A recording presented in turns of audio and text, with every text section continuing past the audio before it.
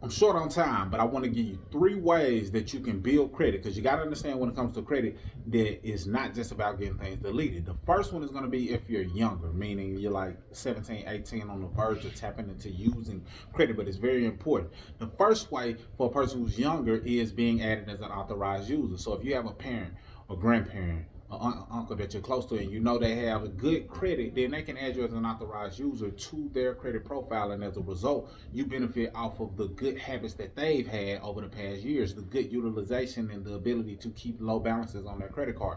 Very important. The other strategies apply to anybody who wants to build credit. So you can do what's known as a credit builder loan. That's when you go to your bank that you already have a relationship with, you say, hey, I want to do a credit builder loan. You pretty much set up an account that allows you to make monthly payments. It could be $100 a month, 200, 300, whatever that amount is. And at the end of that loan fulfillment, which is not really a loan, you're not borrowing money. They just set up an account that allows you to fund it, and then you pull out the money based on when you reach that whatever that goal amount is. So if it's $3,000, then you're gonna pay $300 a month for 10 months, and you fulfill the $3,000, and the $3,000 is still yours. Just as a brief example, but it helps you build credit, and it helps you establish what they know as what we call installment loans. It's similar to paying a car note, similar to paying a personal loan. You get that type of credibility because it helps to prove that you had the ability to make on-time payments for an extended amount of time.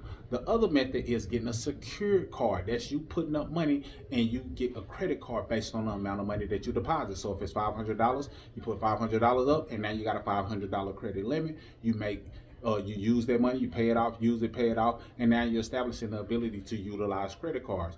The key to secure credit cards is you can add money to it without even using it, and that allows you to have higher credit limits, which positions you to, in the mind of the lender, say that, hey, when you do decide that you want to go into the third route, which is getting an unsecured credit card, they're more likely to give you a higher limit because you put more money on that secured credit card. However, if you just want to use it like a typical person would, then you would use it in a way that allows you to keep a low balance. I hope this is making sense. So if you put $500 on a credit card or a secure credit card, now you use that card and you pay it off, keeping a low balance, less than 10% ideally.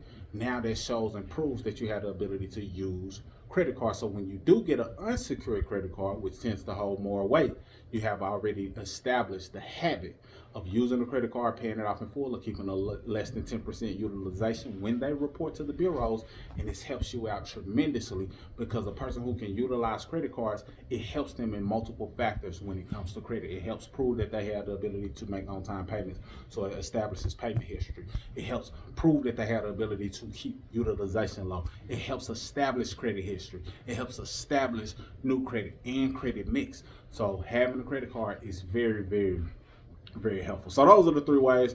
There are more, but just wanted to leave you with those things so you can take advantage, take heed, take action. If you want access to help on how we can help you take your credit to the next level, you want access to our free credit class, whatever the case may be, link may be available. If not, you know what to do. Salute.